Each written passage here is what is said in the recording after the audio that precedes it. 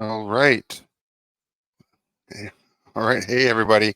Welcome to Path of the Brush. I'm your host, Rick, here on Gen Con TV. We've got our good buddy Will right here. Hey, Hey, Will. hey, how's it going? Can't hear you, bud. Are we muted? I don't think I'm muted.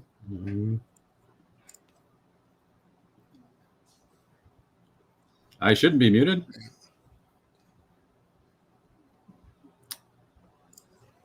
Maybe it's Oh, here. There we go. I got hey, it. can you hear me now?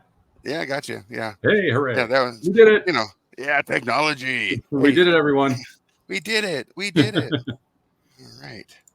So yeah, we're here for Path of the Brush. It is a wonderful episode tonight. We're continuing our celebration of Dungeons and Dragons 50th, where we will be continuing to paint some D&D esque miniatures, or what we might be using in a campaign. And I am painting this big beast of a whale-like anthropomorphic creature that is one of the gods of my homebrew world, called Stormcrest Chronicles. And yeah, so this is going to be one of the four deities of the sea. Yeah, such a Yeah, big guy. yeah, he's a beast. And it's kind of funny when you look at the other ones. You got Oh, the little humpback whale here, who's also pretty cool. And then there's the walrus guy here, who is like the connection between the land and the sea, and but takes no guff from anybody. He's super awesome. you wouldn't think a walrus would take guff. Yeah. Well, and they also sound like the old British, like right? The explorers of yore, which is super fun. So today I'm going to be using a lot of metallics from the the Warpaint Fanatic line. Uh, so we're going to be working with Weapon Bronze, the Plate Mail Metal, and Greedy Gold, because there's a lot of armor on this creature. Hey, Mark has arrived. Hey, buddy. What's up, guys? Chillin', What's up, man? chillin'. And so what are you two working on while I work on this beast? I'm working on my Mind Flayer some more. Okay. Put some finishing touches on this guy, and then I'll probably go back to. Oh, let me get it on camera even. Nice. The horde of the undead, and there's a beholder over there. Mm-hmm. Behold, I'm trying to hit Behold. some varnish on the eyes. I was able to do a little strong tone on the way out. All And right. so just touch some stuff up, do some edge highlighting, try to do some like gloss varnish on the eyes. Some like the teeth I got real grimy, so I got to degrime them a little bit there. So Okay. Well, Little strong on the teeth. grime. strong on the grime. I love it. So yeah, happy Wednesday, the Wednesday before the 4th. If you guys, Yeah. so inclined to eat a hamburger and watch some fireworks. I'm going to just open the store. There you go. You guys open tomorrow then? Yep. Excellent. Yeah. My neighborhood has a time-honored tradition of making the sky explode for a good 4 months ahead of time for the 4th of July, and Is then that what I'm hearing right now? yeah, they're just blowing stuff up. Are you serious? Is that really what I'm hearing? Yes, Wonderful. Nice. yeah, they love the alley. I really wonder how it is that they can afford to just take all of that money and blow it up in the sky. But I mean, you do you guys. Yeah, that is Yeah. great. I find that Michigan now is legalized, like flying and exploding. It's been a while now that we've had that, but you'd always have to like go to the border, to go like Mhm. Ohio or Indiana or something, and they'd have these giant mega stores. And I feel like now that the market's opened up, maybe it's a little more cost efficient to blow your money with. Yeah, what's a guy got to do to blow his finger off around here, right? I actually don't like fireworks anymore because years ago they would have those big mortars, and you could buy like the industrial size you'd see like at the rivers and stuff like that. So I was at a buddy's lake and we had a PVC pipe dug properly and all that stuff, and it had a nice long 3-foot wick and you'd light it and all that. But still, one of these things went off like like right after you lit it, and it scared me like to this day, like I don't even want to light a lady finger. I don't want to light a firecracker. Once something that large blows up next to you and you know survive, it's like, yeah, maybe I'll just count my blessings on this one and let other people blow their fingers off at this point. There you go. Doesn't make sense for me anymore. Yeah, I haven't been a fan of the firework aspect in a long time. Yeah. Yeah. Especially when it's like 2 a.m. and they're going off. It's like, yeah, I don't like that at all. Yeah. But I'm not going to yuck anybody's yum. I appreciate them celebrating the holiday and celebrate the way you like to celebrate. You know what I mean? For sure. Yeah. It's fun. Yeah. I was kind of thinking it would have been interesting if we did like a holiday theme, but I still want to just finish my like a red, white, and blue style. Right. Yeah. So I had lofty goals of like putting on a red, white, and blue shirt or something, like even that much, and here we are. Yeah, I do have a 4th of July hat I could put on, but nice. That'd be your cosplay? I guess that would be. It looks like a Pokemon. I call it Pokemon just to upset people, but it looks like Pokemon. Yes. Pokemans. But I love your Pokemans. Nice. Heck yeah. We actually have some folks here tonight playing Pokemon. Oh, nice. Yeah, last few times I've been in there, quite the Pokemon crew. Lansing's has a lot of people that love Pokemon, and a couple of guys I knew went to Worlds a couple years in a row. Yeah, so like there's some talent floating around. So I'm going to let those guys know that Hoplite is now a haven for Pokemon action, hot dirty Pokemon action. Heck yeah, we make it work. Yeah, that's great. Yeah. It is kind of wild. Pokemon's been around for a long, long time, and I really feel like it's been a resurgence where you see like all the starter kits all over. I mean, you go into Walgreens and it's there. You know what I mean? It's like it's definitely blowing up again. Yeah, it's crazy. It's a wonderful game. Yeah. Kids of all ages, right? Yeah, for sure. I always thought kids were mostly just trying to collect the cards to like get their favorite, not so much like I don't know if Charmander's actually good in the card game. I would suspect he is. As a starter Pokemon. Charizard, I think absolutely is. But what do I know? I've never played it. I've just sold it. I never played it either. I did find I think we talked about it before, but my wife, her and her brother, they had the 1998 set, which wasn't the first set, but they had like, in the hologram, like red Charizard, and it's worth like $160, I think. It can range to 300, but at one point her mom is a teacher and recently was like, I'm going to give these Pokemon cards away to the children. And we're like, do not give these away. Like, we've been hoarding these things for 20 plus years, like don't give them away. Don't be that mom. We don't want to continue the cycle of I used to have all those until my mom threw them away or gave them away or right. It's like, don't be that. Don't do that. Yeah, I was like, no. And I had to look them up and they're like, that's if you can sell them at auction. And I was like, actually, these things are going like crazy again. Like, and there's actual auction sites just for it, like, so yeah, pretty neat. It is pretty neat. Those wacky niche markets. All right, I'll show you this real quick because we are somewhat of a painting show recently. So I cleaned up the little eyes. I got some over when I was, doing some stuff. They got a little yucked up a little bit. Okay. Yucky a little bit, right? So yeah.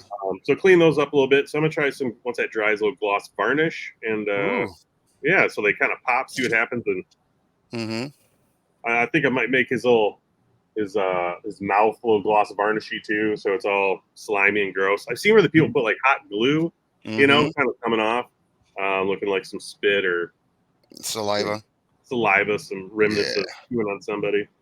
Yes, so good. You could use polyurethane varnish too. That's got a little more body to it. Oh yeah. Yeah, I've seen some cool water effects like that. People have actually slow dripped and made like waterfalls for. I think it was a Necromunda build that I saw on YouTube a while ago. It was a scratch build guy. I was into watching the scratch builds with like I've got foam all like I think I bought this foam mound thinking that I was going to Mhm. be a scratch builder, and now I'm the ground over here. So exciting. That's funny. Yeah, It's good for when you need it. so the beholders, we recently we mentioned in the last episode that we did a painting competition here, and someone did put some of the like glue, Mhm. super glue around the teeth to give it that grimy, saliva-y look, and it was really cool. It's a cool effect. I think we caught a screenshot of that one. Yeah, that Yeah. was a good one. That was good looking. Yeah. There's a good looking beholder there. Yep. Heck yeah. Yes, sir. Yeah. That was our boy Tony, Michigan DNR. Oh, he's a DNR fellow, huh? Yeah, he works for the DNR. Very cool. I don't know if I'm allowed to say that, but he does. Yeah, the DNR's good folks. Yep. Are they allowed to paint beholders at the DNR? Ah, man, I don't know. Depends what Maybe- season. It's got to be maybe- within season, beholder. season. Yeah. I also feel like it's a way of him being able to represent the endangered species that are the beholder, to show like, that we still appreciate them as a creature, and that they're going to be respected even if they go extinct. Much So- like mind flares. Where do the beholders in the realm? Where do they kind of hang out? See, that's an interesting question, because the ecology of beholders has changed from being just a subterranean creature. Like Underdark type thing, right? Yeah, they were very subterranean, but I feel like they've kind of expanded their territories. Yeah. Because they're highly intelligent, right? Yeah. And IQ of 1,000,000, right? yeah, they're super smart, and they are, I think, a creature that would thrive in any environment. So I guess you could probably say that at this point you could probably find them anywhere. But if I could coerce our guy Will here to do a Google search for the beholder, and Yeah. I'm betting in the description it'll kind of give you its area of where it tends to hang out the most, and I bet you it's still subterranean. It's like the old school like National Audubon, the Society like books that you Mhm. everyone wants as a kid, like the insect Yeah. book or whatever, and For sure. Or even the old like Ranger Rick oh yeah, magazines that would give you all the like stats on different yeah, animals. yeah, those are great. The zoo books and what have you. Yeah. What if it's in the old monster manual? Oh, it's absolutely in the monster manual. Go to the source. Look at that. Purchase Mhm. at a friendly local game store. Nice. And look what's on the cover. Yeah, behold the beholder. Mm-hmm. Fun stuff. Oh, a doppelganger popped in here. First page, doppelganger. Nice. Now, the first thing about their ecology that I picked up is that they usually create their lair in an area of natural caves, shaping the chambers with their disintegration ray. Nice. Okay. That seems like a lot of work. Yeah, well, the person who wrote this particular article went all in. There's even a randomly generated beholder name table. Oh, that's fun. Nice. Description, like a table to roll how every eye stalk is shaped Ooh. individually. Okay. All right. Interesting. Page 28 of your current 5e. Look at that thing. Yeah, The eye boy. stalks on that feller. He looks a little angsty, doesn't he? He does. He does. I got to drop 2d20 on a beholder name. I got to do it. Jantroth Aurochs. That's pretty great. So Jantroth Aurochs seems like a beholder that would be a fashionista, right? Are we doing the tiara again? Because I hope we are. Yeah, absolutely would wear a tiara, but Jantrox would also be very much about the local scene and would want to have, like, he would send out his agents to capture some of the most beautiful people within the city, and then have them do like fashion shows of the most of the most raved about fashion that is currently going on. And like, if he were in Waterdeep or one of the major cities in the realm, Cormier or wherever, yeah, it'd be like that would be the adventure. A lot of locals have been gone missing, and these locals that have been gone missing are people of high influence, um, the city beauties, and we don't know what's happening to them, where they're going. All right, trendsetters, bards, paladins. Yeah. A little out of game nod. So then we're like, charisma scores. Yeah. Right. Yeah, Anybody with Riz. Yeah. says withdraw to the frigid hills, abandoned ruins, and deep caverns to scheme. Yeah, so their crystal lair is typically a spacious cavern with high ceilings. It's lovely. That seems right. That is correct. Yes. That is correct. So I feel like, again, that's what this beholder would be doing, right? This capturing them, and then they'd have to walk the catwalk in the most recent fashions, and he would judge them and hold counsel with his minions, and then they would vote, and if they did not like it, disintegrate. The tier is made of only the most beautiful skulls. That's right. It would be trivia all day with these beholder, right? It'd be so good. What was his favorite trivia be? You think? A beholder's favorite trivia? Yeah, beholder's favorite trivia. Probably trivia about that beholder. Right. That's what I was going to say, because they're so arrogant. Yeah, you don't know me. What is my favorite food? Human flesh. That was easy. There's bones all around me. No, I like steak tartare. What? Mutton and MLT when the mutton's cut thin. Done just right. Flaky quiche. A flaky quiche. How would a beholder even be able to enjoy the flakiness of a quiche? They just have to get his tongue out there, Right? That's hilarious. One of those eye stalks has double duty with a taste ray. Nice. I kind of feel like that would be a fun campaign, though, or one shot, where it does play off the whole idea that beauty is in the eye of the beholder, right? Yeah. And the companions have come to a town, a major metropolis, where lots of trade takes place from from different aspects of the realms, and so you would have like Caraturian silks and all this stuff, and that beholder just gets all like awash with like what is the vapors, if you will, about this fashion, because he's so envious because he cannot wear it, right? Oh, yeah. Right. How do you dress your beholder? It's just like hanging off his ears. A tiara. That's all you got. Yeah. And that would be like the thing, like the party would have to think about what can they do, because at this point maybe the beholder doesn't wear any accoutrement of any sort or jewelry or anything, not knowing that it too can be beautiful.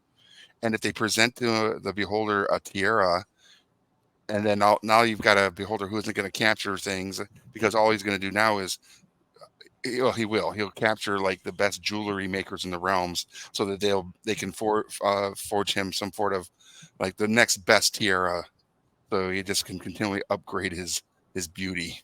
You wouldn't have 6 fingers on your right hand, would you? Hey, what's up, JP? Oh man, like the beholder, like at the end of the party, they're like, you had something in your teeth, Carl, and he's like, why wouldn't you tell me at the beginning of the party? Yes. All the other beholders in the realms that know about him are like, yeah, Carl is different. He had a spinach salad again. He was surprised. Sent out a painted beholder to one of my subs last month. Nice. Very cool. Nice. So for those of you that don't know, JP also does a lot of paint and take events at conventions around in his home state. Very fun. Yeah, very good stuff. Where are He's a you good- at? Where's JP at? I believe he's in Ohio. Oh, nice. Okay. I believe JP. I may be wrong. I'm the worst. If you could let us know, I believe it is Ohio. He named him Bartholomew the Pacifist Beholder. Nice. He's a pacifist until he isn't. Is that is it named a pacifist just to trick people into thinking he actually is one? Right. Bartholomew the Pacifist. All other beholders shudder at his name. Why? Because he isn't. Isn't what? A pacifist. What? That's just what a A twist. dishonest beholder? What a twist. I'm highlighting his gums, his recessed gums with Spellbound Fuchsia. Nice. Ohio. Yep. The Buckeye State. Mm-hmm. Do you get any of that? What is it? Moody Mauve, because that's another good one for gums.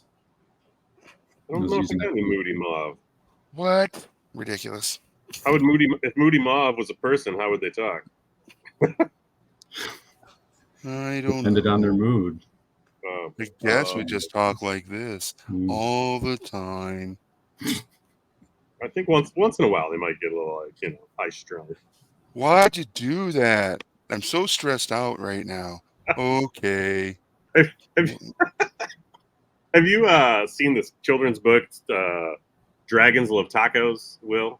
I have not. It comes with a little dragon eating a taco, and that's the voice that I read it to my daughter in. It's like everybody loves tacos, but especially dragons. And I'll have to bring it out and just read a couple excerpts at some point here, but it's like, but they don't like salsa because it makes them breathe fire and everything. Oh, so good. Rick, did you have a special dad voice book that you read to your kids? no. I'd only read it a few times to my kids. But I would try to do all the different characters depending on what it was. You know, there was a lot of Winnie the Pooh, so obviously I would do my okay. That's my Eeyore voice. I guess. And then it'd be like, oh, hey, Tigger. You know, nice. Do all the you were different. in the service at that time when a lot of your kids are growing up, right? I was, yeah. Yeah. Thank you for your service. You're welcome. All right. Yeah, this guy is killer. That's a good one. It looks so flat right now, you know, when you're putting on your base metallics before you do any highlighting or shading with like a strong tone or a dark tone. And this particular creature has so many like slices and cuts across his armor that it's going to look cool with when those get filled in with the darker tones. Oh yeah. Yeah. If those of you painting with us are like doing a big metallic piece and you're like, you feel like it's missing something, it's probably like a wash. Probably a wash. Like that. Yeah, for sure. You know, I had someone ask me recently a very interesting question about the path of the brush, right? As far as like, where did mine start? And I always tell people that I painted my first miniature when I was, I want to say it was like 1984-ish. And it was a Ral Partha miniature, and it was a dwarven cleric, and it was super cool. But then I realized something when I was talking to him, is my path actually started long before that. So in the 70s and earlier 80s, my grandmother had a ceramic shop. Oh, okay. And whenever we go visit, you know, the grandkids would go visit, and on like Sundays, and we'd all have Sunday dinner, and then we'd play board games and stuff. And sometimes we would get dropped off at Grandma and Grandpa's house on Fridays and spend the weekend with them. And we'd all be there, and Grandma would have us paint different ceramic things just to kind of keep us occupied, right? And then after a while, I was being asked to come almost every Friday to paint ceramics for my grandmother, and then she would take them to these craft shows and sell them. Oh, wow. It was so funny. that's good though. Head crafter. Look at Grandma skirting those child labor laws. That's right. Way to go, Grandma. And what's Way to- funny is like the things I painted the most and the things I really do and like I still like painting the most now were like fish or owls, any kind of bird, Uh-huh. which are some of the kind of miniatures I really do enjoy painting. And she had this little like business card holder that was an owl on a like a log, and the log was cut with a wedge in it, so you could put your business cards in it. I think I painted probably 200 of those when I was like Assembly line, cranking them I was out. like 7 and 8 years old. It's like what? That's funny. Yeah, That's a lot of practice. Really a young. lot of practice as a kid. Yeah. And then I got out of it for a while when I was in the military because I, traveling all the time and doing some high speed, low drag stuff. And, didn't prioritize it. JP is asking, how do you get the paint to stay on the fish? Doesn't the water wash it off? Well, you just got to paint it really fast. You got to paint them real fast. You got to hold them down. Yeah. It was just funny. They had like this like trout that was like a pen holder.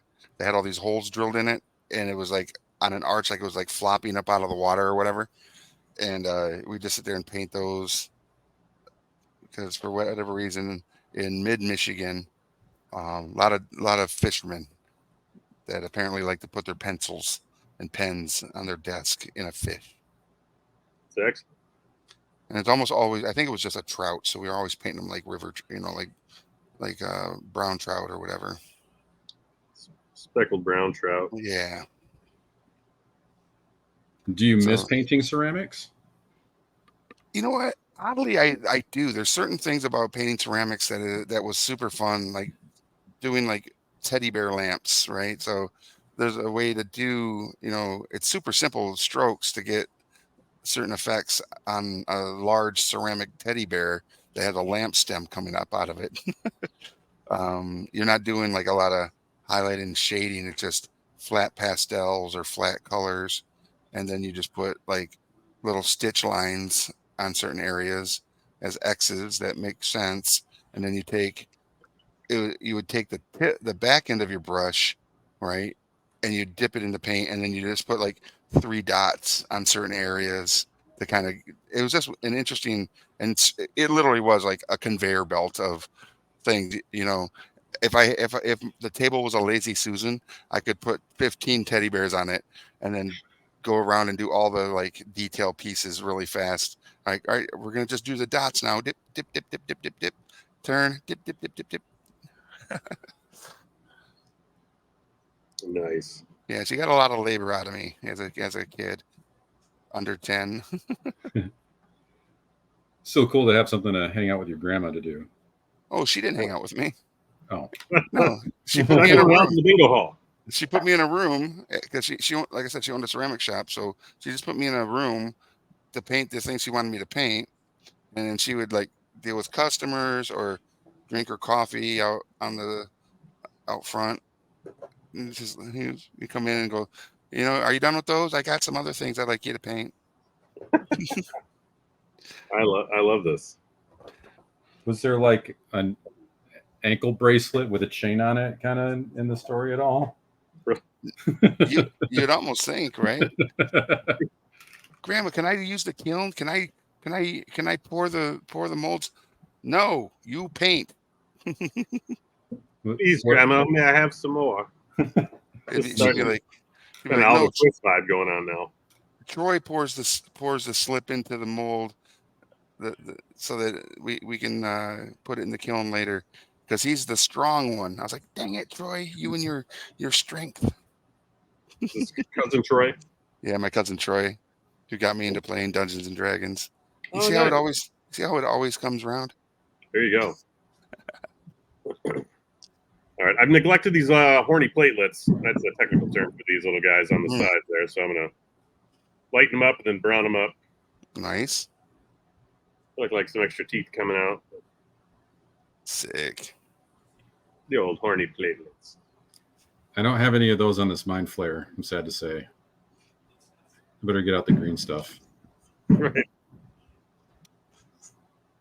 The green. I'm super surprised at the creativity people can come up with in the use of green stuff. Right? We had a Sure. Mike Wazowski beholder made, which was amazing. But I've seen people literally sculpt a mold or a design of a miniature straight out of green stuff. Sticky. like, Very sticky. Yeah, I've seen it. Yeah. I've also seen that, but yeah. That's something I would love to take a class about. oh yeah, for sure. I've seen where people add like mushrooms, to trolls Mhm. and things like that. And Yeah. it's really That's wild.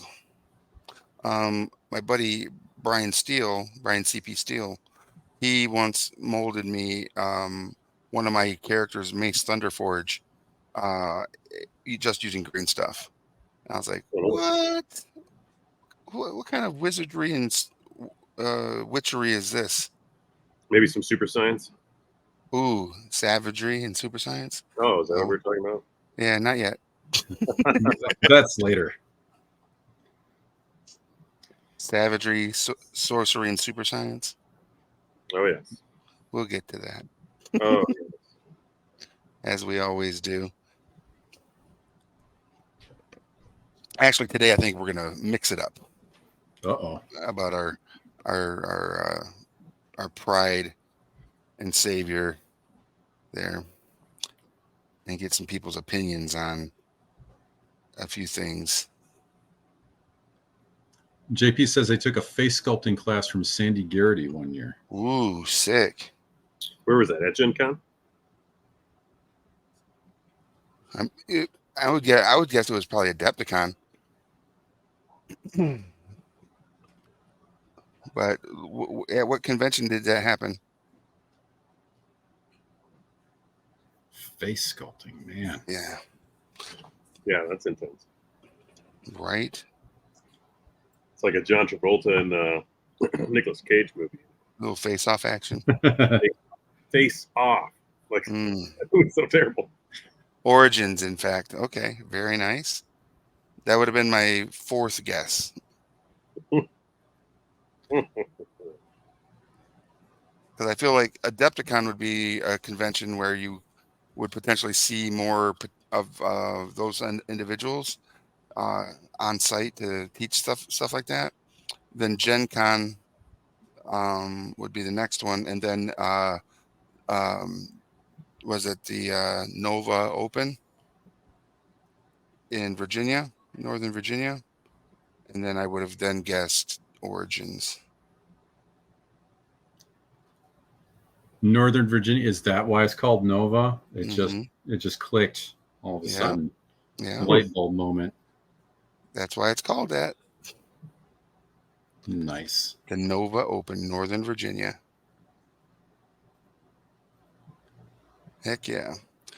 So maybe we can start the conversation about our good man Thundar early today, because I want people to respond to this. If you're watching the broadcast, and if you've ever watched Thundar the Barbarian, something I don't think we've actually ever done in regards to our love for him. As you can tell, he's just right over the top of my shoulder here with Ukla and Ariel.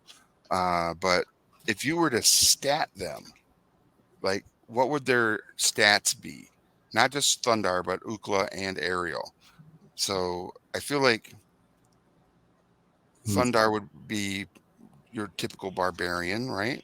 Strong, not too bright. I feel like he's a little more agile, though, than, Oh yeah, he's got more agility than, yeah, for sure.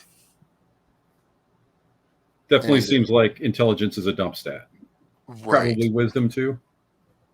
Oh, absolutely wisdom. He was not a very wise character. High con, high dex, high strength, low intelligence, low wisdom, and probably average charisma. Right? He had that weird, like, bang, flat, straight bang haircut. Right? so he probably wasn't highly like sought after from others. But he was a good leader, even though he wasn't the brightest leader of his little troop. So Yeah, I would say like an what he 11 lacked or in 12. brains, he had in confidence, right? In the year 1994, JP. 1994, a runaway planet from outer space collides with between the Earth and the Moon, unleashing cosmic destruction. And speaking of post-apocalyptic timelines, I watched Johnny Mnemonic recently Oh, whoa. How did with it hold Keanu. up? It was fun. It was funny. It was more of a comedy now than it is a dystopian future because it takes place in 2021. Oh, that is funny. I saw that at the theater. Yeah, What? yeah. And it's also funny is he's a decker where he would transport information in his upgraded brain capacity chip thing, and his capacity was significantly less than what our cell phones are today. And they were still probably using that stat to try and be impressive at that age too. Oh, absolutely. Yeah. Absolutely. So I think Thundar would have about he'd probably have a 17 strength, maybe an 18, Okay. where Ukla would have like a 20 or 21. Yeah, he's a lot stronger, right? Yeah, he's super strong. There's a scene in the opening credits where he literally pushes the with his legs, he pushes the flight control panels right through the front end of a helicopter. He just pushes it right out. And isn't he like holding a boulder at one point too? Um, Might have made that up. I think he pushes a boulder. Okay. Him and Thundar together. Oh, that's correct. How about this as an assessment? See if I got this, because I haven't seen the show, but from what you've described, I think like this would be a good call. You've never seen the show? Thundar the Barbarian is the type of guy where if he were to play Dungeons and Dragons, his character would be a human barbarian. Yes. Yeah. Okay.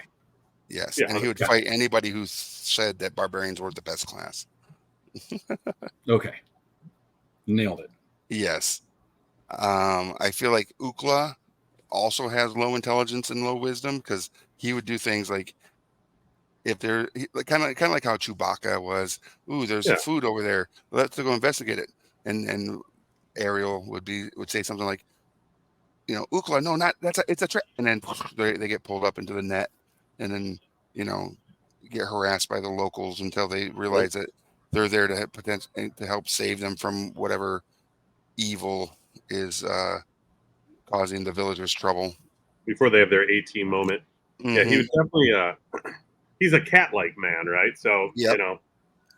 It was disappointing.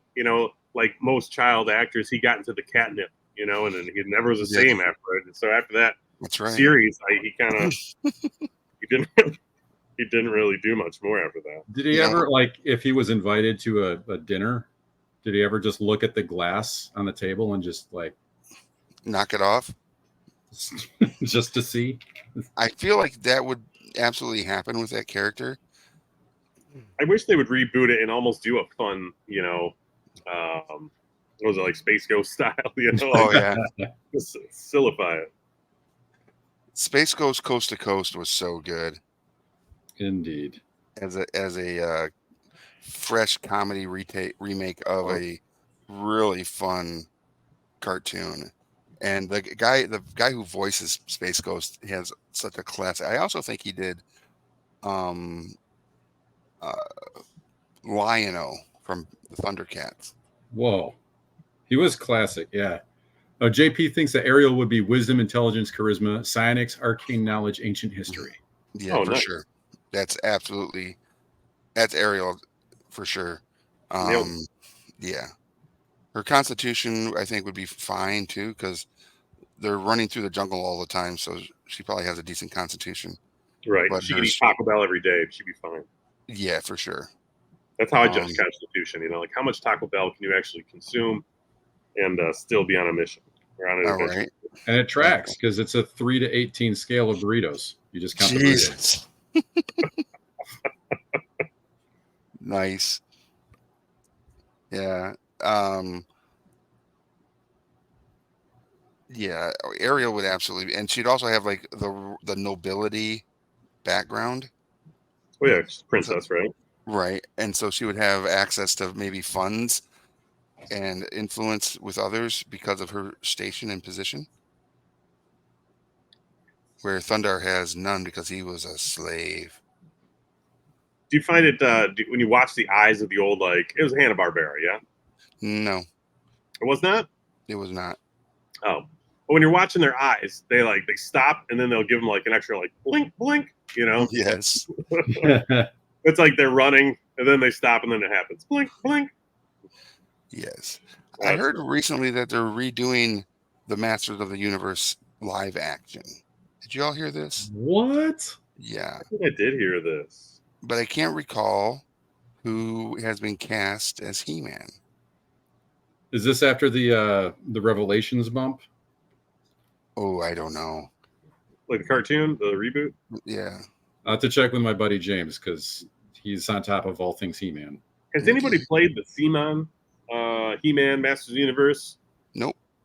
It's, you know, I like He-Man, but I'm not like that big of a He-Man Mm-hmm. fan, you know, to like want to play it, you know. Mm-hmm. I was curious how that shakes out. I think it's like a The one miniatures person. look great. Yeah, they do look great. Yeah, that's the thing that blew me away about it is my buddy being the He-Man fan that he is. There's a Skeletor in that set, and he's just like, I can pass on that. Are you sure, bro? Wow. I feel like I got to get it for him so he doesn't miss a Skeletor. Yeah, he's got like how many, 20 of them on his desk or something like that. He just got the horse too. The Skeletor horse? Yeah, Skeletor's robot horse. Nice. And I think- the new scale is huge. The horse is Yeah. like probably a foot tall. Yeah, Jesus. unprompted, I usually ask him to get a new Skeletor, and I didn't. But unprompted, he's like, "I got the Skeletor horse." He was pumped. It was badass. It was That's interesting. more. You know why he probably doesn't want that Skeletor? It's because it's unpainted. He Oh, likes yeah, we got- painting, but that would Oh. mean he would have to start painting, like set up a station and all that. Yeah. So I can see how that would give him pause. He's still he plays Half-Life, right? Like the newest version of Half-Life. He's like a DJ in Half-Life, you know. What? And yeah, the last time I saw Half-Life functioning was on a what's the like Cold Case? Remember that show? I think it was Yeah, Cold well, Case. It's Second Life. Second Life. Not Half-Life. Yeah. Oh, sorry, Second Life. But it was a cold case dedicated to Second Life, and you know the murder was within you know in the game, but then like killed people in What? real life, whatever. Yeah, it was a terrible plot scope. But every time he tells me about it, I always like go back to this cold case. And have you ever noticed in the cold cases, like the people are they're getting interrogated for potential murder, but they can't stop what they're doing. I think we've talked about this before. But the guy, he's like at the PVA glue factory, and he just can't stop putting the PVA glue down. He's like, yeah, I don't know. It was the last time that I was around that I saw James, and and it's like, you can't stop talking to cops. Like, it blows my mind every time. Got a box of fish. They got to convince the viewer that guy really has that job, right? That guy is totally a factory guy because he picks up and puts that thing down. Exactly. They're always like boxing up frozen fish somewhere. It's like Right. That's funny. JP says Skeletor was the best villain. He was perfectly self-aware and knew his plans were evil. And his voice was amazing. then he would always like ha ha ha and then run away though too, right? Like, He knew he was getting busted up. Sorry, man. Yeah, I'm surrounded by idiots. Skeletor? Sometimes there's only one guy in your plan. Right. Well, did you watch the new Revelation stuff? I did. And I honestly loved it. Kills He-Man? Yes. Yeah, his plan finally worked. Right. I felt like Mark Hamill doing that voice was incredible, but I was really wondering, like, what did he do to his vocal cords to get through a day of that? Wow. Yeah. They had to be a train wreck. It's like gargling gravel for 4 hours. Yeah. Until next time, He-Man. I had to look up some of the old. I'm similar vein. The old GI Joe, like Cobra, the plans that Cobra had in the cartoon. Do you guys remember just how stupid they were? We're gonna go to the North Pole and melt the polar ice cap. The best is, oh, go ahead. You got your favorite. Well, no, the weather laser always sticks out because they Oh, just played that one on repeat.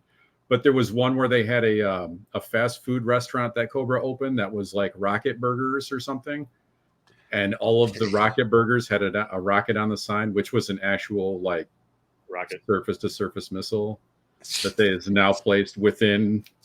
It's in the rockets are inside the house, guys. That's your plan.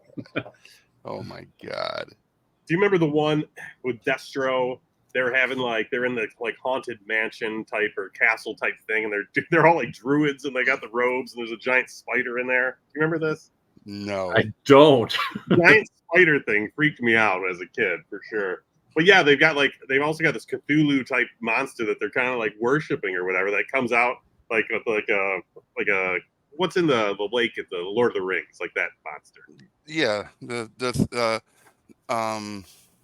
something of the deep. Yeah, kind of a Kraken-y looking, but anyways, yeah, that thing's happened. But I remember the giant spider freaked me out. And then the miniseries one with Sergeant Slaughter. It was when they were making Serpentor. Do you remember this? They were trying to get the DNA. I don't know if it was the movie. Was that the G.I. Joe movie? Yeah, they're trying to get the DNA of Genghis Khan and the Aztec leader. All the big bads, all the big bads. And they made like a DNA soup to create this ultimate bad guy. Oh, JP said that was the Watcher in the Water. The Watcher in the Water, yep. But yeah, so good stuff. Good call, JP. Before I forget, and a call back to last week's episode, did you guys work on a haiku? Oh, home, never done. Maybe I should not have brought it up then. Yeah, I think I should have brought that up before the show started. You had nice. You did. I was pretty happy with that one, but I got to remember it. You sent it to us. You could probably just pull that. Yeah, I'm pulling it up. I'm cheating. Pull it out of your Johnny mnemonic brain. Let's settle up, friends. Maple syrup and Thundar, the path of the brush. Yes, so good and pretty accurate. It is accurate. Heck yeah. Oh man. So this past weekend here at Hoplite Games, where I'm at, coming to y'all live, we did a swap meet. Oh yeah. Yeah, it was very interesting to see what all the individuals from the community brought to basically sell to earn store credit to get things that they wanted from the hobbies they're currently actively involved in. There was some really cool stuff. So for the store, I bought a Marvel Crisis Protocol, bunch of individual units that are pre-painted. Oh man, yeah. So they're gonna be great for demo. I got a fully painted Free Folk army. Oh wow. Again, will be great for demo purposes here at the store, and also a Blood I heard you Angels. picked it up for a Song of Fire and Ice. It was a song of Ice and Fire for sure. You're right. Got it for a song. And so, yeah, it was really interesting. There was a lot of retro board games that were brought out by one of the vendors. A lot of RPG stuff. And one of the vendors brought so before the red box, there was an Arrow Otis covered kind of purplish box that had the dragon coming up like out of a watery pool as the adventurers are walking down a stairwell, wrap from the back of the box to coming forward. And this is when they had 3 characters on the boxes, right? And this box had never been used. It had sharp, clean edges. Oh, It had the wow. original dice in the poly bag with the crayon, and none of the books had even been creased, opened, or there was nothing. It was pristine, and I was like, crap. Lip quiver. You're like, gotta Yeah, get that, right? it was so good. Did you pick it up? I did not, because there was a gentleman who came in who literally exploded. It blew his brain at how nice this box was. I already have a box here at the store that we're Mhm. trying to sell, but my box looks like it's traveled many, many miles around the world. And this one was so nice. And so he picked it up, and he also Great. got it for a song, That's which great. was really nice.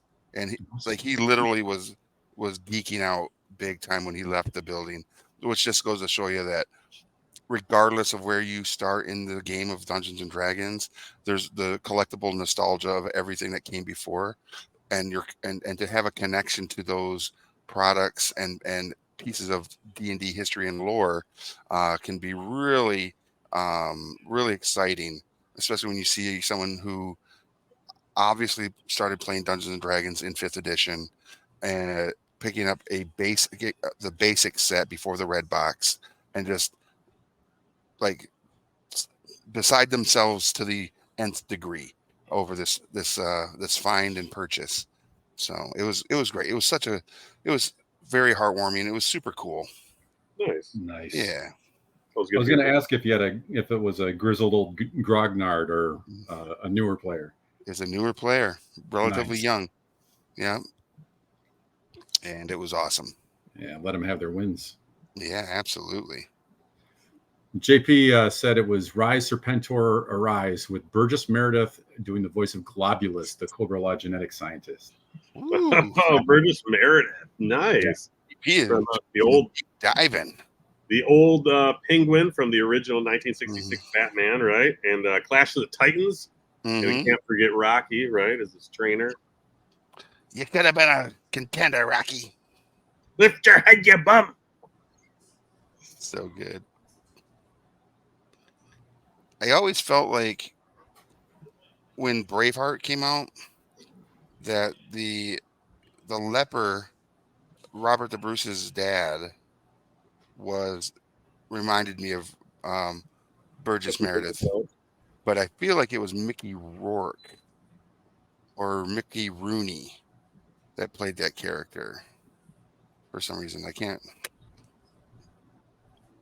That was in Braveheart? Yeah, Braveheart. Going way back, the Wayback Stick. Yeah.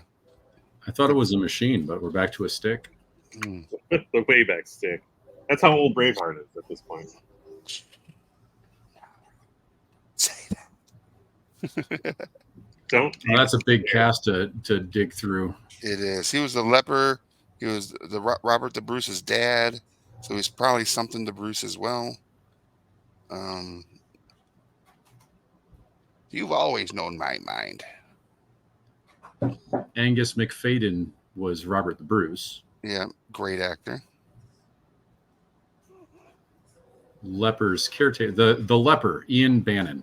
Ian Bannon. Dang, I wasn't even close. Hashtag the worst. Not to be confused with Bruce Banner. Right. That guy wouldn't get mad. He'd be fine. Right. I would like him when he's angry. It's fine. It's fine. Everything's guys. fine, yeah. Can you see Hulk saying that in a burning house? Fine. Yes. That would be a great meme. What? All fine. Hulk fine. It fine. Everything fine. It fine. Hulk strongest there is. Puny fire. Just placating with the hostess fruit pie. Those ads live rent free in my head. Sorry. Heck yeah. You go to my favorite. We get off on the Hulk tangents all the time, but when he does the big slap, and it's got the reverberation, it's just like slap. Oh, the shockwave clap? Yeah, Yes. written on page. Slap. So good. Ages ago, I was running a Mutants and Masterminds campaign, which is a superhero role-playing game. Wow. And my wife was playing like the Hulk analog at the time, and she was so excited when he got the power to do the big shockwave clap. I remember her being so geeked for that.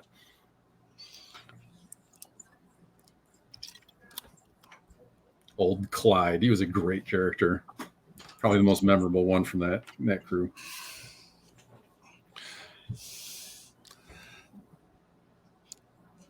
There's an RPG that I used to play. I think, and we've talked about it before here on the show, called Justifiers, and it was where you take on the role of these beta creatures, which were like half human, half animal, so very anthropomorphic game. But it was in the far future, and you were genetically created by these corporations, and you had to work off your creation. You're being created for the company by doing different jobs, right? So, and a lot of them were the Justifiers, where to go out to different planets and do like recon missions or do uh, resource acquisition surveys on hostile planets. And you also had corporations that were in competition to get the same resources, as is very normal in the our society. And this one time I played the very first time I ever played it, I played this panther who was a panther scout, like a military scout sniper, type character.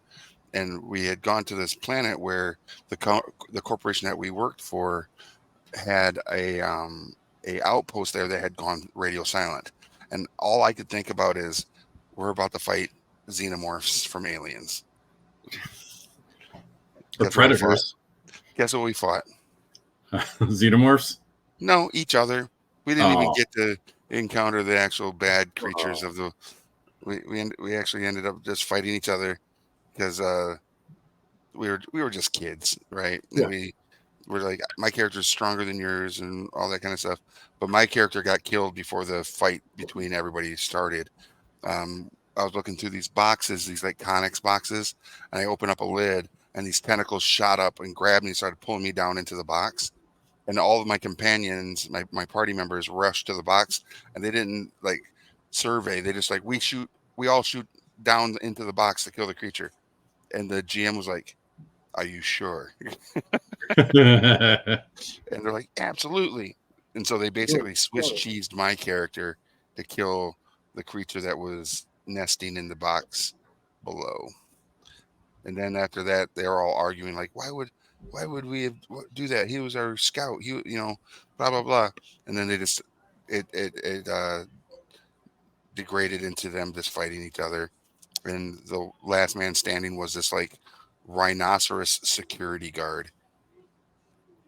And I feel like between that game and the old Palladium Teenage Mutant Ninja Turtles RPG, I've always had a like fixation with having these kind of anthropomorphic characters in my games, such as the whale that I'm working on right now. Again, circling it right back to what we're working on. Yeah, there you go. Very nice. There's a method to our madness. Yeah, for sure.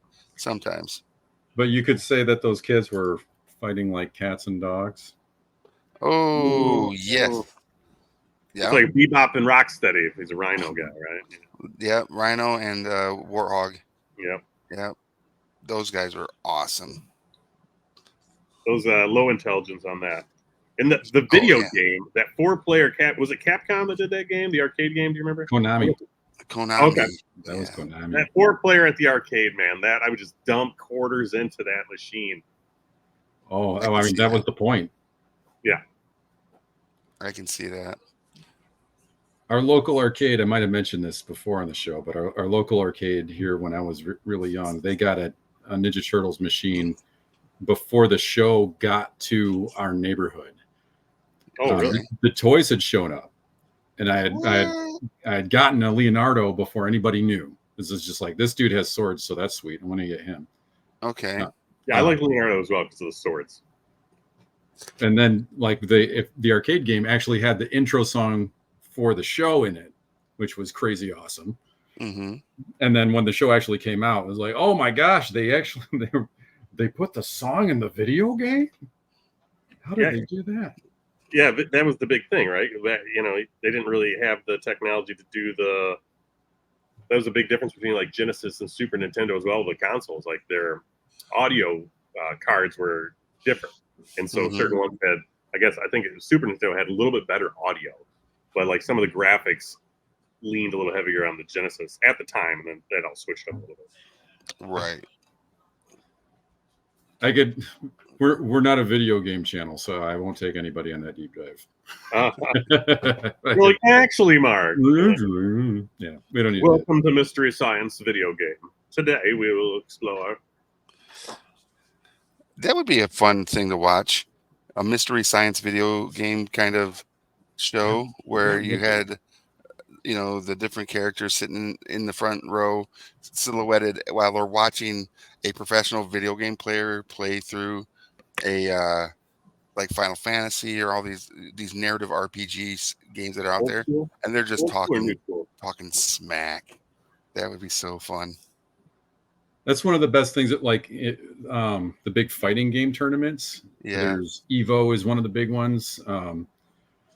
And like the commentators really make that worth watching because they have so much personality and they've been doing it for a while. But that kind of commentary, I feel like that's a missed opportunity. You could get a little bit funnier. I agree. You could have so much fun with it. Like, oh, what's he gonna say this time? Oh, you did the job, but I'm not gonna pay you. You got to go do another thing for me. Just why can't we kill this guy? That's how I would feel like if I was Mystery Science theatering something like Skyrim. Right? Did both of you play Skyrim? I did not. I had managed to avoid that. I'd probably be playing Skyrim right now if I had ever played Skyrim. All right. So one of the things in Skyrim that I would, if I had the forethought to do content when Skyrim was popular, like in its like initial popularity, I would have done a Skyrim Hoarders Edition YouTube series, right? Because you could literally pick up almost anything in the game, all the dishes in a house, and steal it, right? All those wheels of cheese that are just seated all around the game, and the feasting halls of the castles and everything.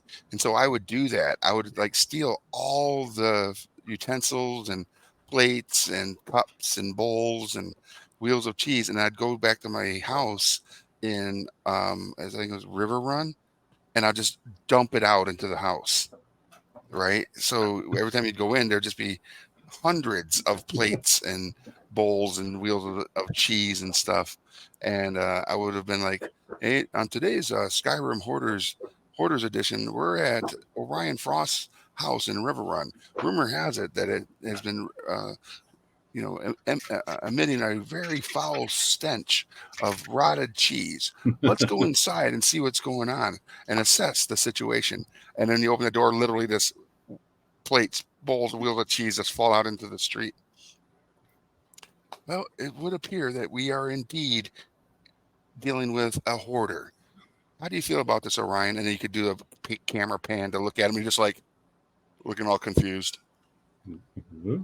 That hoarder show was like, do you know that you've got 30 rotten lunch meat packets in your freezer or in your fridge? And they'll be like, I was unaware of that. They're like, do you think you need 30 rotting sandwiches? That was like the weird reality, early reality television stuff. I mean, it's weird now too, but that was the weird one. I agree. Gross is what that is. Yeah. Skyrim Hoarders Edition. I don't think that you're alone in that. I know that my buddy's wife, like he felt like he had solved a serious problem when he found a mod that removed your encumbrance limit in Skyrim. So you because she could not help herself. She'd go into a house, and if it wasn't nailed down, it was in her pocket. And then she's really? crawling out. Yep.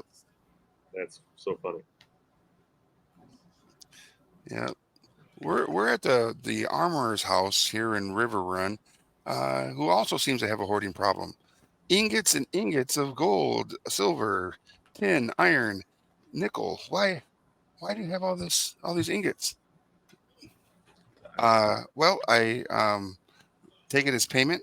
Well, shouldn't you be making weapons and such? Probably. Out of gold?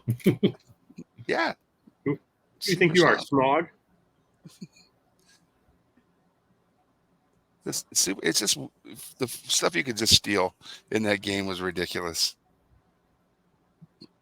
And then, of course, they have these like romance tracks that you could like, if you do certain things or find a certain item, you could propose marriage to a character within the game. Oh yeah, Right? Yeah, and you could literally do a whole like The Bachelor. bachelor. Yeah. Our bachelor Orion has found the heart of the North and is interested in presenting it to Olga.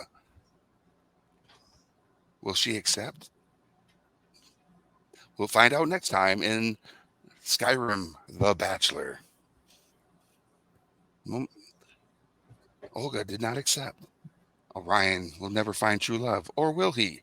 In the next episode of That was almost a Robotech Macross ending there. Yeah, very anime. Will Rick Hunter and Minmay get back together? Find out in the next episode of Robotech Macross. Yeah. And every time Or- my question is like, why will they ever fly those awesome robots, please? Right. That's why I'm watching this show. What Well, were that's the big what are they called? They called the they're- little guys the Micronians. What were the big guys called? Like the big aliens, the bad guys, main bad guys. Oh, I don't Zentradi? remember. Zentradi. Mm, It was always like, you know, the music. We have to get the Micronians. Crazy. I love that show way too much. Well, it's also like Dragon Ball Z. And will Goku be able to defeat the mighty Frieza? Stay tuned for the next episode of Dragon Ball Z. They will spend the next half season just powering up, Staring at each other and grunting. catching on fire. It's Well, Constipation, the anime.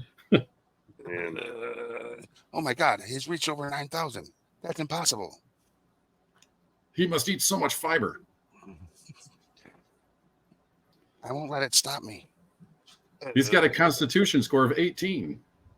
How is Yeah, that even that's- possible? 18, would it be like 18,000 now? Like, Yeah, no, with those Yeah. guys. Holy crap. 18,000.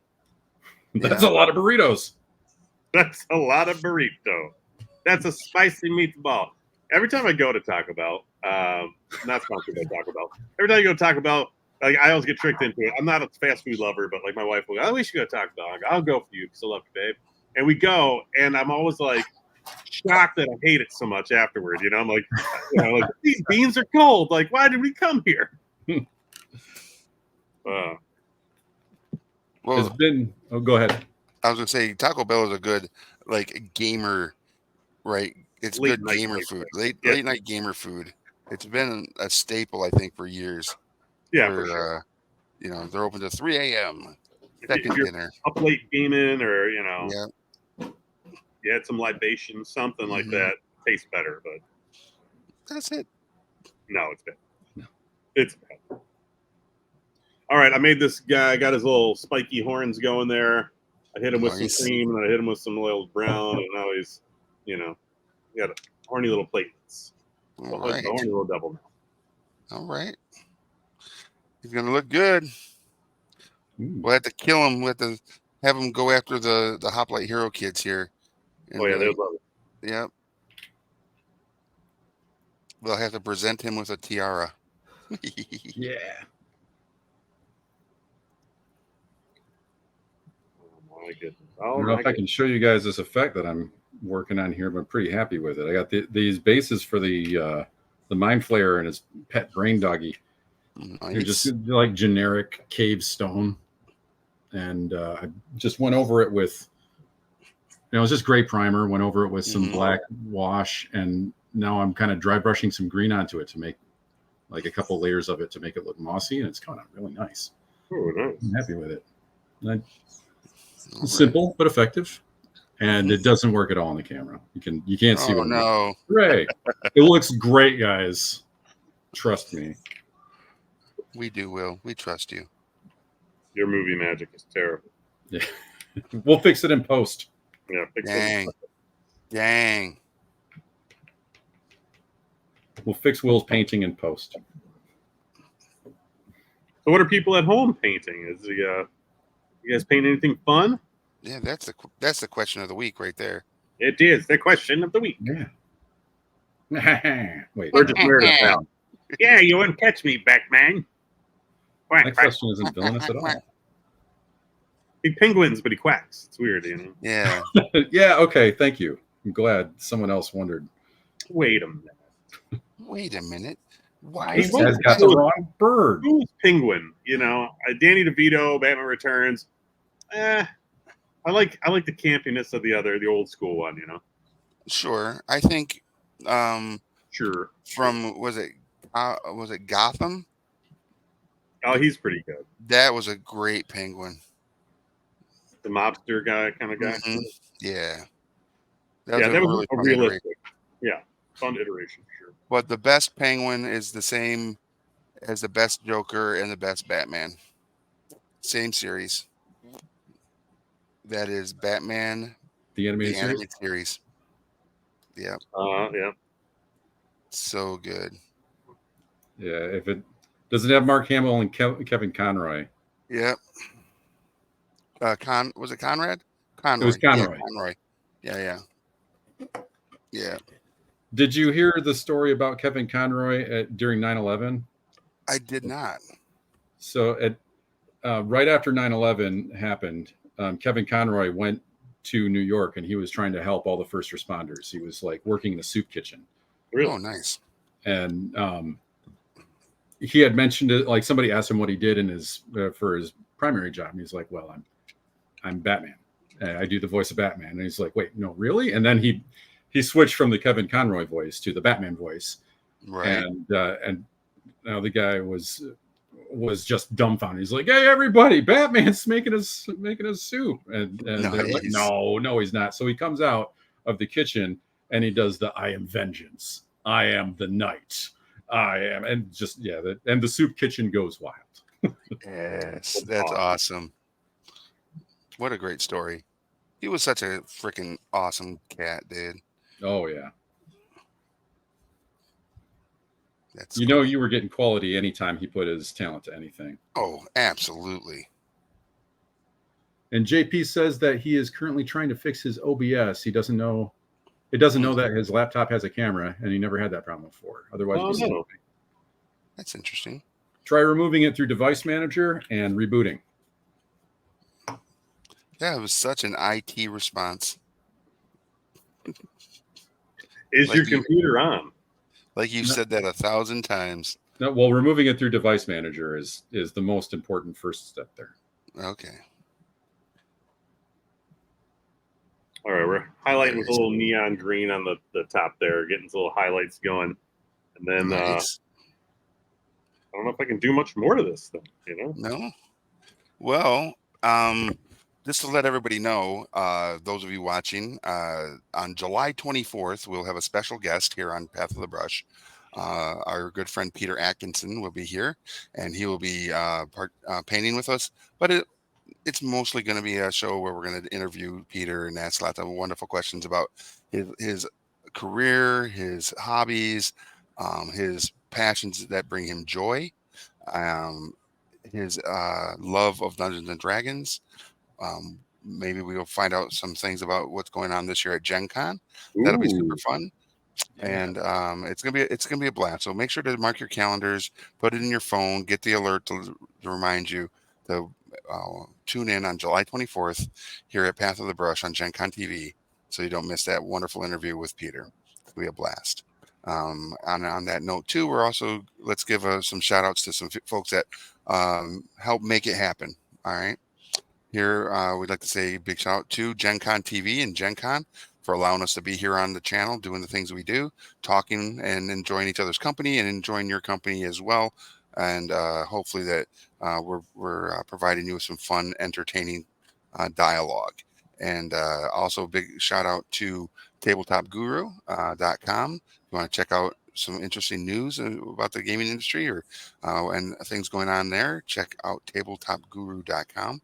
And also to The Army Painter, our exclusive paint partner here at Path of the Brush, and all the other wackadoo stuff we do in the industry around painting, like the paint and takes we do at the big conventions, to ensure that we are able to bring the hobby of painting to more people and maybe get them around the table more regularly painting miniatures and just enjoying the hobby.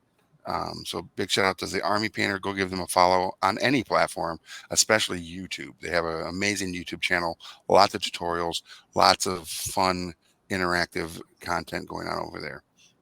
Also to Game Envy, the makers of the brushes that we use, the water cup here that we use, and they also have some amazing other products like this dry brush palette and the wet palette that they make as well.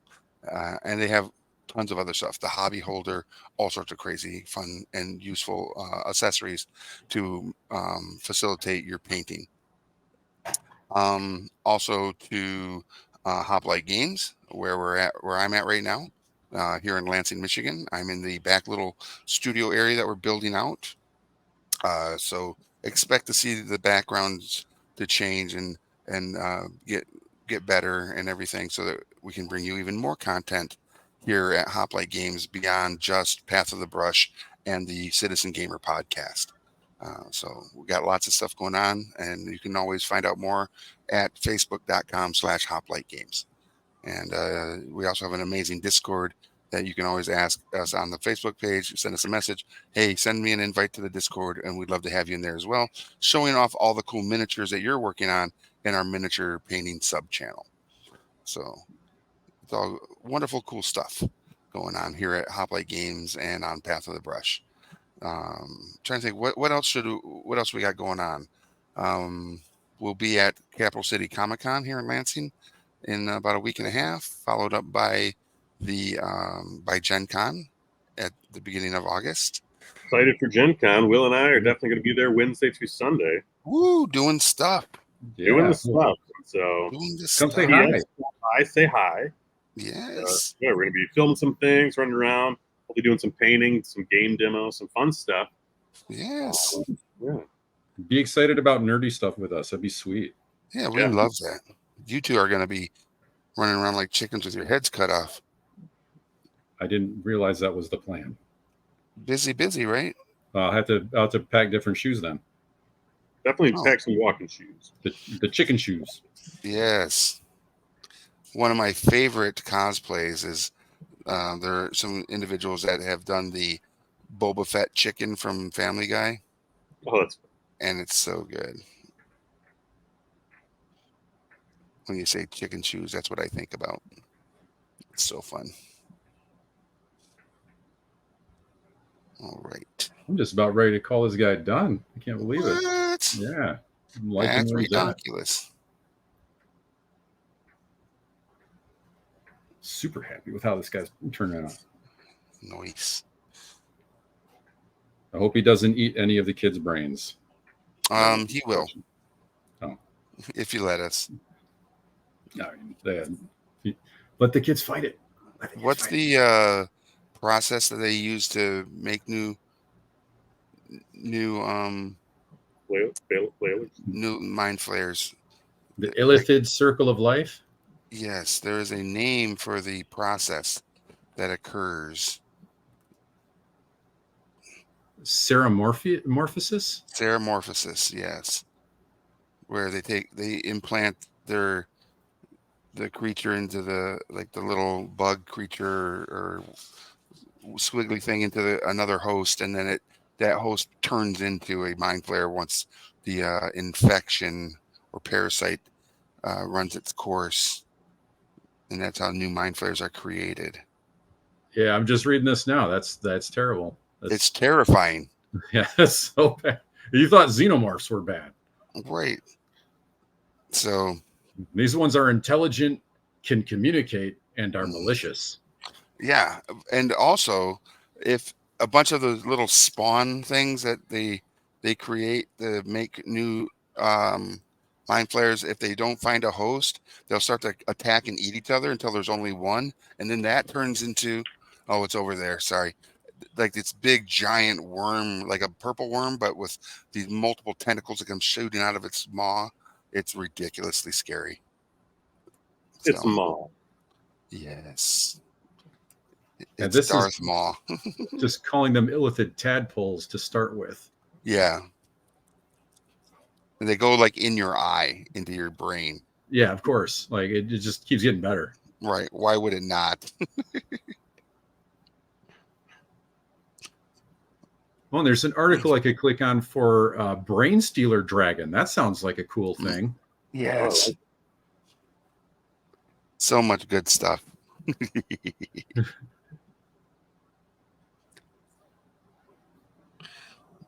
Yeah. All right.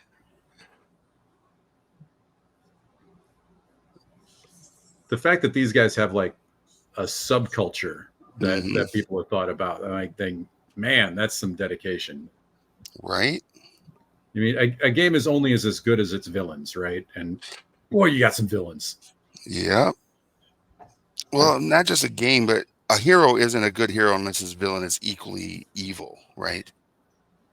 Yeah, they have to be challenged, or what's the point? Right. Well, and that was a twist on another statement, where like a story is only as good as the villain, right? Right. Sure. And I would say that the Mind Flayer has always been a good villain. Indeed. On a similar note, I did finally that evening. I was able to watch the latest episode of The Acolyte. I knew that's where you're going. Yeah, I didn't Yeah. watch yesterday's, I haven't seen that yet either. but amazing. I gotta Amazing. say. Yes. It took me a minute to realize who that actor was, and then I just thought that was dope. Oh yes. You found yourself in a good place. You're saying? I found myself in a good place, yeah, Hmm. with the buddy from Jacksonville, Florida. I love it. Yeah. What a range that kid has! My goodness. Yeah. Yeah. Wow. He is a great actor, and his portrayal of the stranger is phenomenal. The latest episode that came out last night explores his range even more in regards to like, and his character that he's playing, obviously. And it was really fun. It was a fun watch, even though it wasn't as action packed as the fifth episode. It definitely was eye opening in regards to more stuff in regards to the Jedi Order. So, and Saul and all of those wonderful characters that they've been introducing us to this season. It's Yeah, funny. there was Every once in a stakes while, all of a sudden. I'm sorry. Well, there was everyone- stakes all of a sudden. That's all. Yeah. Every once in a while on the Twitch channel, our screen will like move and there'll be an advert for the Acolyte. That's unintentional. Right. But it's great. So fun. All right. Yeah, this armor set on this on this whale is just sick. I haven't been watching what you've been doing there. I've been so wrapped up in my Mind Flayer. My Well, I've mind has been flaying. just been putting a bunch of silver, but now I'm putting some bronze on some of like the rivets and one of on the fins, just to get some accent metallics on here. So, which is super cool. Gen That Con, really brings a lot to it, hitting those edges.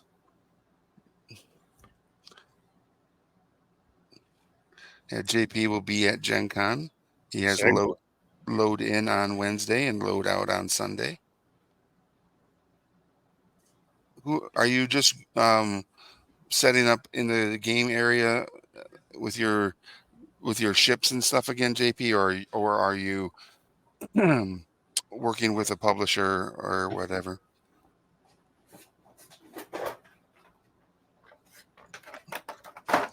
Inquiring minds want to know. Now it's back to the undead horde. Nice.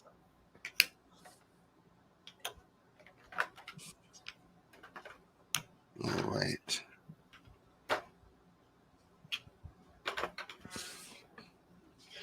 There's so much going on at Gen Con this year. And one of the ways that between now and Gen Con you can find out more about what's going on at Gen Con or just in the industry itself is watch some of the other content that's created here on Gen Con TV. We've got so many other amazing content creators and shows that you should be hitting that heart and that bell. Follow us here at Gen Con TV and hit the bell so you get notifications whenever Gen Con TV goes live, and you can catch some of the other amazing content creators, such as Peter and the Machine on Mondays, and then Dress to Quest also on Mondays. On Tuesdays, we have Indie by Night. And then Wednesdays, I find it strange that they still haven't added us on Wednesdays under the schedule here. Even though Dress to Quest is relatively new and they're up, why is Path of the Brush missing? Makes me sad in my heart. But Wednesday, you have Actoroki, which follows us. And then Thursday, Blood on the Clock Tower, followed by Roll with Rem Alternus. And then Fridays is the flagship show here on Gen Con TV, known as Table Takes, presented by Gen Con. It's at 2 p.m. Pacific. And you can catch up on all the latest tabletop news and talk, hosted by Bonsai Baby, Havion Smith, the Noir Enigma, and Peter Atkinson. So some powerhouses in our space.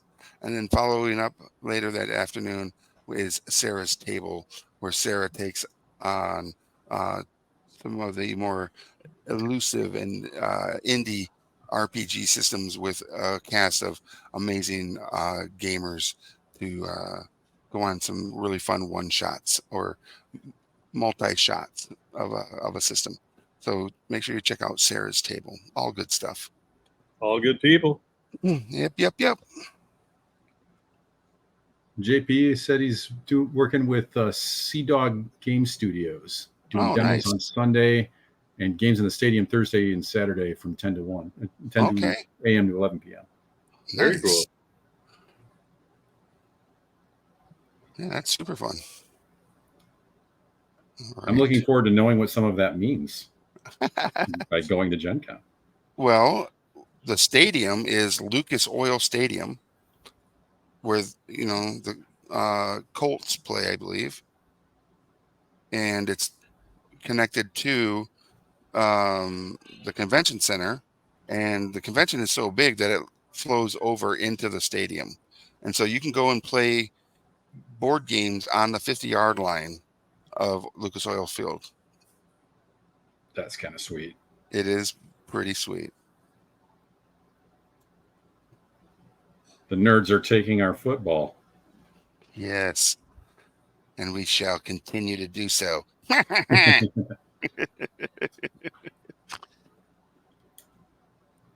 Until next time, He-Man. That's so good. I have to look up some of Skeletor's dumbest plans compared to Cobra. Right. There's so many good ones.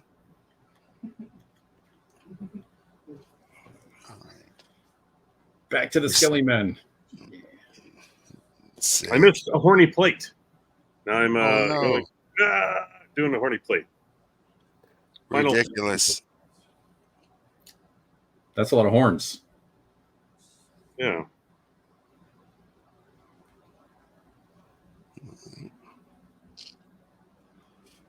It's pretty good, and then I'll have to base it probably next time around. And it was worth noting. You get sent out the heads up to us earlier, Mark, but was it Monday? Was the birthday of Big Trouble in Little China? Oh yeah, isn't that nice? Yeah, I was like, I got, you're Googling and you get the whatever pointless articles that get sent to you, the clickbait and all that. And that popped up and I was like, oh, I got to send it to the guy. Heck yeah. The I'm glad clickbait got me. It's got to get them too. It says John. It's from Creature Bazaar. Apparently, I started following this. Says John Carpenter's Big Trouble in Little China, starring Kurt Russell, was released on this day in 1986. And what was a fun ride, wasn't it? Absolutely, it was. Pork Chop Express.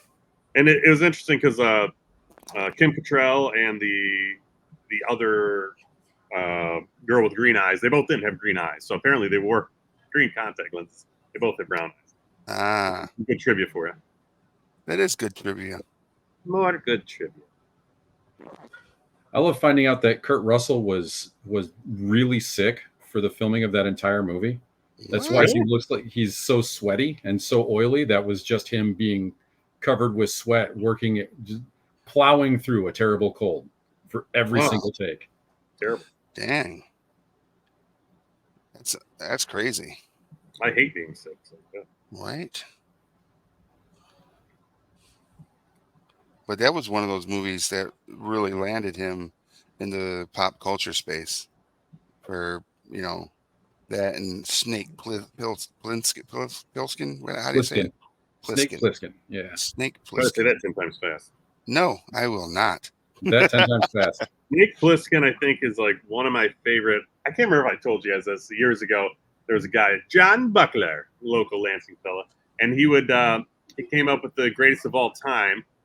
And so we'd get together, and he would his friends. It started like pretty grassroots, and his friends would write greatest fictional characters down in a piece of paper, and they would chart them for half a quarter of the year or something like that. And then you would have to come up with some sort of a problem that you needed to solve, whatever it would be, and it could be outrageous.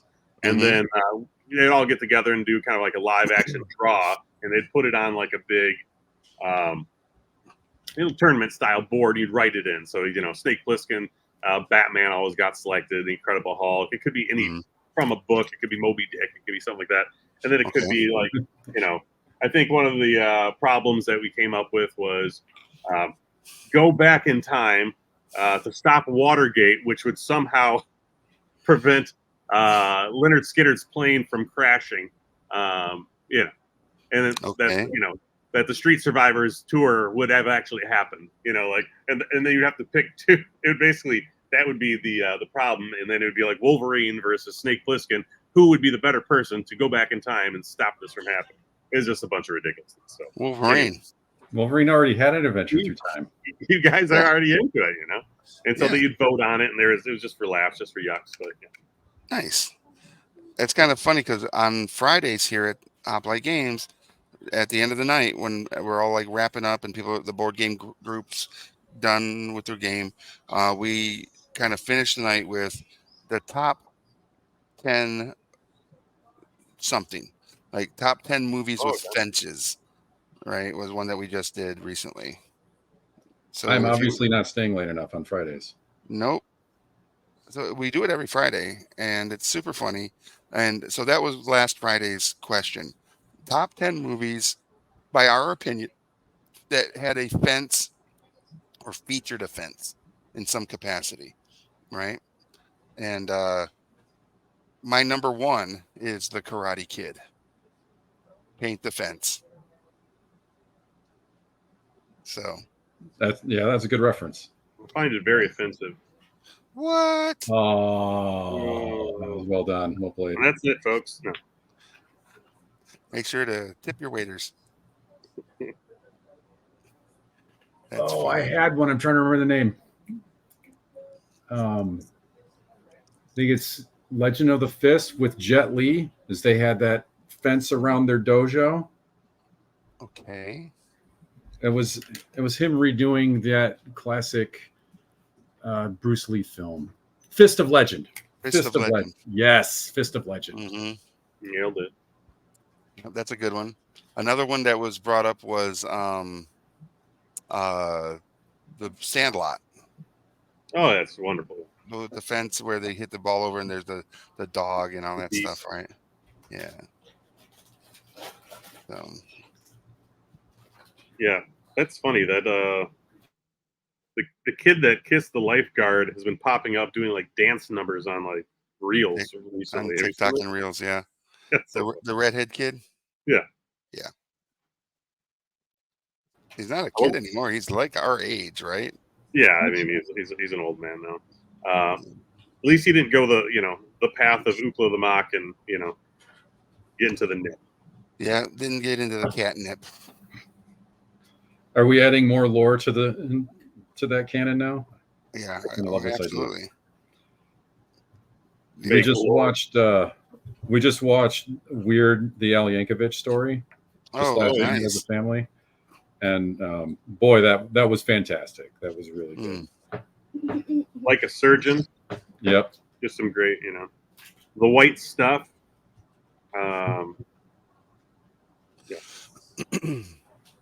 All right. Wow, it's almost time, ladies What? and gentlemen.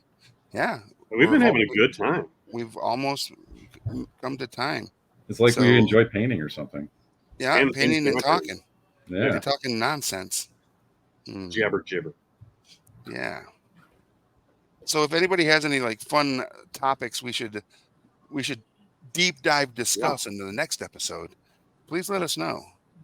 I know it's There was- Path of the Brush, but Path of the Brush for us is painting while hanging out with our friends, you all enjoying the hobby that we all love of painting miniatures, and maybe for some it's building them while you're watching us or listening to us.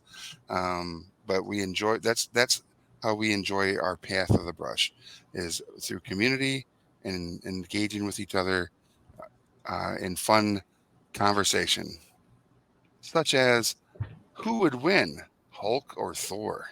Stuff like that. Either one, depending on the comic writer. And I feel like where they are in the history of that character. Yeah. Right. Or who's controlling Hulk's mind this time? Sure. Right. There you go. We actually were talking about this last night, and a bunch of us, and that was a question I posed, is who would win.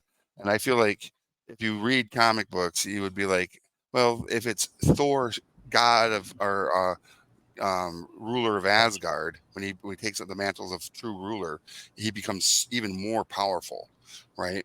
And then Hulk as Maestro, which is an older version of the Hulk who is like has no moral compass at all, just kills everything, and has a harem of women that are all named Betty. He's freaking mental. I feel like that would be the fight I'd want to see, because either one of them would kill the other. So but who would win? I honestly think Maestro would win. Wow. Yeah. Interesting. Even though Thor is probably the character I like most between the two. Well, yeah, out of those two, you just described a villain and a hero, basically. Mm-hmm. So, All right, I'm gonna start showing this guy off because we are getting plays. All right, let's see it. All right, so see if I can turn him here. let me get a box to get. Oh, that looks so good. So I got a little extra grime, a little gingivitis going on there, right? Yep, And then little black. the gloss varnish. You can't see. Can I get this light down a little bit? There you go. I got a little gloss in his mouth as well. And his eye, I don't know if you can see so I did the little, Oh, little man. stripes on the eye. And then did a little highlights around his lips. Nice. Green and everything. So yeah, no, I'm pleased with this little guy. And I Heck did yeah. buy a let's see. Yeah, I bought a little 3D printed base somewhere I'm going to put on. It's got some little bones, skulls and bones and things on it. So it'll be Oh, nice. and even if it's laden with skulls and bones, it will need more. Yeah. Here's Maybe the mind I'll flare. purchase some of those. Ooh. Oh, yeah. Put more light on them, though, if I can. Oh, that looks so good. Heck yeah. They're working my lighting now. That's what all good pictures are, is really good lighting. Yep. That's all it is, capturing light. And then here is where we're at with the big boy here. I got a lot of the silver on there. Put some bronze on one of the fins here, and yeah. So this is going to be a little bit of a project piece. And once it's all said and done, I think it's going to look amazing. You get to treat that whole thing like dessert, man. I didn't even notice that sea star on there until that thing was picked out. That is fantastic. That thing, it's a cool model. Some of the fun little design decisions that they made on it are pretty cool. So, was he going to be the Perigean? Yes. Yeah. Awesome. The big boss. Yeah. Yes, for sure. All right, everybody. Hey, Will, Mark, thanks for doing this. Thanks for being a part of the show. Love it. I don't think we say it enough. You guys rock. And for everybody watching, we appreciate every single one of you. JP, thanks for keeping the conversation rolling there in the chat. I don't know if I can intelligently speak on next week's subject, pre-Columbian earthworks and their effect in pastry dough, but we'll figure something out. Well, we're going to be talking about food. We can talk about food. Yeah. That's all that tells me is we're talking about food. Do you like the earthen stoves where that pizza's put in, the big, the earth stoves or ovens? You know what I'm talking about? Yeah. And the ones that like a kiln where they make the bread and all that. Yeah, I think we can actually speak on that. Holy crepes! But until next week, for everybody watching, make sure you pick up that brush. Don't eat the paint. Don't drink your paint water. And I'm Rick. I'm Will. I'm Mark. And we'll see you at a friendly local game store.